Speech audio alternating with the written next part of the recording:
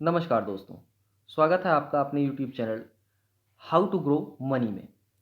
दोस्तों यहाँ पर मैं आपके लिए आज एक शेयर लेके आया हूँ स्टॉक, जैसा कि आप स्क्रीन पर देख रहे हैं। इस शेयर का नाम मैक्सिमम लगभग सभी जानते हैं। जो थोड़े से भी स्टॉक मार्केट से रिलेटेड हैं उनको पता है। बजाज फाइनेंस कंपनी के बारे में ज़रूर ही पता होगा, क्योंकि ये बहुत ही अच्छी कंपनी है। जब से ये कंपनी मार्केट में लिस्ट हुई है तब से इस कंपनी ने अपने इन्वेस्टर्स को कभी निराश नहीं किया, और आज भी ये कंसिस्टेंट रिटर्न प्रोवाइड कर रही है। और वो भी अप्रॉक्सीमेट, अगर मैं कहूँ तो 35 से 40% का सीएजीआर ये कंपनी आज भी दे रही है। तो इस कंपनी को मैं आज क्यों लेके आया हूँ, मैं आपसे ये चीज़ बताना चाहता हूँ। थोड़ा-सा मैं इसके रिटर्न और चीज़ों पे भी डिस्कशन करूँगा अभी। बट मैं क्यों? क्योंकि ज़्यादातर लोगों को पता है कि बजाज फाइनेंस एक बहुत अच्छी कंपनी है, जानते हैं सब। बट यहाँ पे जो बिगिनर्स हैं, यानी जो लोग अभी नया-नया इन्वेस्टमेंट शुरू करना चाहते हैं या शुरू कर रहे हैं, मैं चाहता हूँ कि वो लोग इस कंपनी पे ध्यान दें। वो सिर्फ़ इसलिए ध्यान दें क्योंकि हम जब नए एक सिरे से बहुत नया-नया इन्वेस्टमेंट स्टार्ट करते हैं, तो होता क्या है ना, हम छोटी कंपनियों को खरीदने लगते हैं। छोटी कंपनियाँ खरीदते हैं, तो वो छोटी कंपनियाँ छोटी क्यों हैं, इस पे हम ध्यान नहीं देते। हम डायरेक्ट उनको बाय करते हैं। और दिक्कत क्या होती है कि हम प्राइस को देख के ज़्यादातर शेयर्स को खरीदते हैं। यहाँ पे अगर प्राइस की बात करें तो आप देख रहे हैं ₹7,366 पे अभी के समय में ये ट्रेड कर रहा है। यानी जो पिछला ट्रेडिंग सेशन बीता है उसमें ₹7,366 पे ये ट्रेड कर रहा था बजाज फाइनेंस, ठीक? इस कंपनी को अगर कोई बिगिनर इंसान या बिगिनर जो अभी जस्ट स्टॉक मार्केट में एंट्री कर रहा है या किया है, इस शेयर को खरीद के अगर वो रखता है, हाँ, देखने में महँगा लग रहा है, बट इस शेयर को आप कॉन्फिडेंस के साथ खरीदिए। आप यहाँ देखेंगे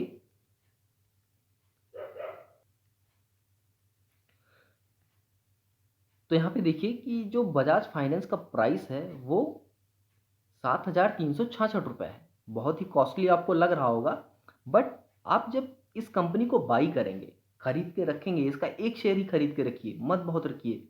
एक शेयर खरीद के आप रख लीजिए, आपको धीरे-धीरे शेयर बाज़ार में कॉन्फिडेंस आने आने लगेगा।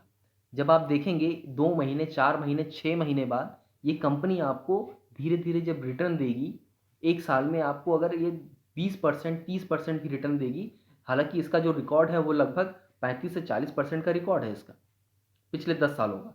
तो उस हिसाब से भी रिटर्न अगर देती है, तो आपको धीरे-धीरे कॉन्फिडेंस आएगा शेयर मार्केट में।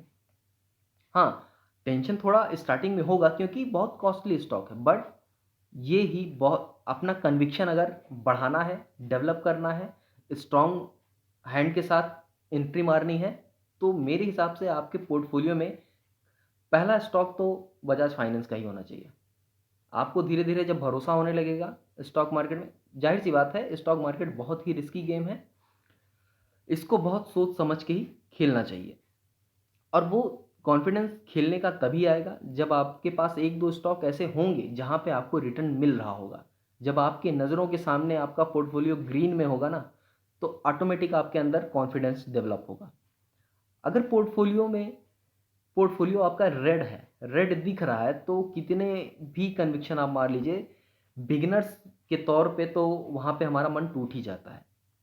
तो इसलिए मैं कह रहा हूँ, यहाँ पे अब रिटर्न की बात थोड़ा-सा कर लेते हैं ताकि आप यहाँ भी देख लें कि आखिर इस कंपनी ने रिटर्न कैसे दिए हैं अब तक, ठीक है? क्यों रिटर्न सबसे ज़्यादा इम्पोर्टेंट है।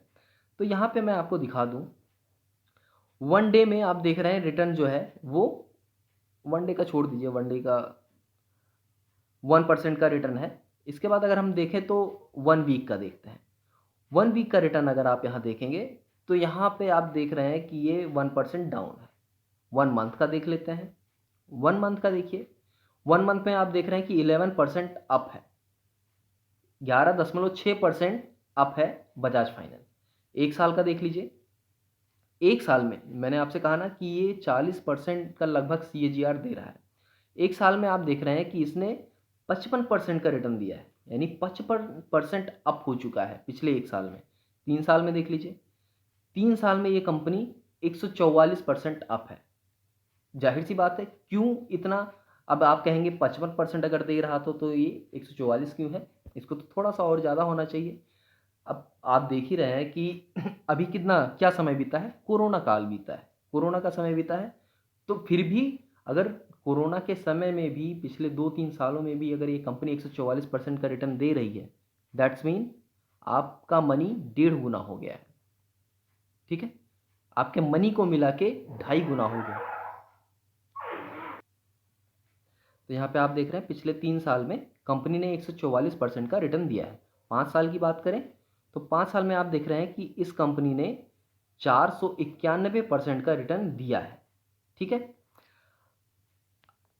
अगर ऑल टाइम की बात करें तो ऑल टाइम तो यहाँ पे नहीं दिख रहा है, बट ऑल टाइम की बात करें तो ये कंपनी लगभग 1,00,000% तक का रिटर्न दे चुकी है। आगे आते हैं यहाँ पे अगर हम तो थोड़ा सा आप यहाँ देखेंगे कि एनालिस्ट की एस्टिमेट क्या है, यानी बाई करना चाहिए। तो 61% एनालिस्ट का मानना है कि इसको बाई करना चाहिए।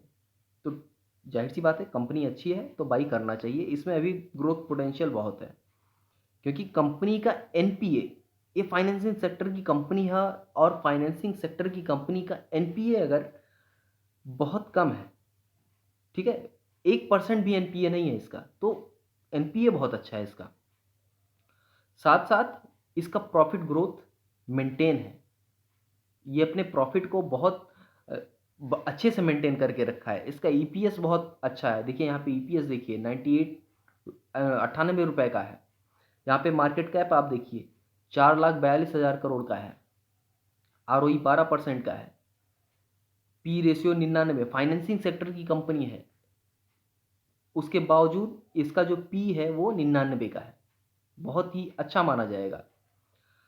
आगे देखते हैं, अगर आप बिगनर हैं, कुछ टर्म आपको नहीं समझ में आते तो यहाँ पे मैं एक वीडियो बना दूंगा जहाँ पे एक एक टर्म, पी रेशियो क्या होता है, इससे हमें क्या समझना चाहिए, ईपीएस क्या होता है, आरओई क्या होता है, ये सारी चीज़ें मैं आपको एक्सप्लेन कर दूंगा एक सेपरेट वीडियो में। रेवेन्यू यहाँ पे आप देख लीजिए, क्वार्टरली आप देखेंगे तो क्वार्टरली में भी चार्ट आप देख रहे हैं अप एंड अप है, ऊपर ही ऊपर जा रहा है। ईयरली की बात करें तो ईयरली भी आप देख रहे हैं कि चार्ट इसका अप ही है। प्रॉफिट देख लीजिए, यहाँ पे प्रॉफिट यहाँ पे कोरोना की वजह से थोड़ा सा डिप हुआ है 2020-2021 में, वरना आप देखेंगे तो 2017, 18, 19, 20 में प्रॉफिट इसका अप ही गया है। सिर्फ 2021 में डाउन हो गया ड्यू टू कोरोना। आगे अगर आप देखेंगे यहाँ पे तो फाइनेंसिंग सेक्टर की कंपनी है, आप यहाँ देख लीजिए 1987 में इस्टेब्लिश हुई थी। तो यहाँ पे इस कंपनी को दिखाने का मेरा मतलब सिर्फ यही था कि अगर आप बिगनर हैं तो आप कम से कम कैसे भी करके एक स्टॉक तो बजाज फाइनेंस का बाई करिए। और हाँ, एक चीज़ और इम्पॉर्टेंट होती है किसी भी कंपनी को खरीदने से, आप उसका आरएसआई एक बार ज़रूर चेक करिए। यानी हमको ये जानना ज़रूरी है कब ये ओवरबॉट जोन में है, कब ये ओवरसोल्ड जोन में है। होता क्या है, अगर आपने अच्छे भाव पे ख़रीदा है कोई किसी भी कंपनी को, यहाँ पे मैं सिर्फ इसी कंपनी के नहीं किसी भी की बात कर रहा हूँ, आपने अच्छे भाव पे ख़रीदा है तो आपको डेफिनेटली कुछ समय में प्रॉफिट दिखाई देगा। लेकिन अगर आपने हाई प्राइस पे ख़रीद लिया है तो हाई प्राइस पे ख़रीद लेंगे तो उस प्राइस से शेयर को फिर दोबारा ऊपर जाने में थोड़ा समय लगता है। तो आप क्या होता है ना, बिगनर्स के अंदर क्या होता है, वो ज़्यादा पेशेंस नहीं रख पाते और बोर हो जाते हैं, और जो शेयर उनको रेड रेड में दिखता है ना तो वो उसको बेच के दूसरा कंपनी खरीद लेते हैं, तो उससे उनको लॉस ही होता है, प्रॉफिट नहीं ले पाते। इसलिए बहुत पेशेंस रखिए। अगर आपने हाई प्राइस पे भी बजाज फाइनेंस जैसी कंपनी को खरीद लिया है तो कोई दिक्कत नहीं है, आप होल्ड करिए, 6 महीने 1 साल होल्ड करिए, आपको प्रॉफिट देके जाएगा। तो चलिए, यहाँ पे प्रोमोटर्स की होल्डिंग भी आप देख रहे हैं, प्रोमोटर के पास 56% का शेयर है, एफ आई आईज के पास 22.85 का है, और रिटेल और अदर इन्वेस्टर जो होते हैं इनके पास लगभग 12.65% का शेयर है। इस तरह के पैटर्न जिसमें रिटेल इन्वेस्टर्स के पास लगभग 20% के आसपास शेयर अगर रहता है, 20 से 25%, तो उसको गुड माना जाता है, बहुत अच्छा माना जाता है जनरली। ऐसा नहीं है कि अगर 30%, 40% हो गया तो वो कंपनी खराब होगी, और जनरली यही माना जाता है कि अगर 12%, 20% के आसपास रिटेल इन्वेस्टर के पास शेयर है तो कंपनी ठीक ठाक काम कर रही है, सही काम कर रही है। चलिए, तो ये था बजाज फाइनेंस, एक बहुत ही अच्छी कंपनी।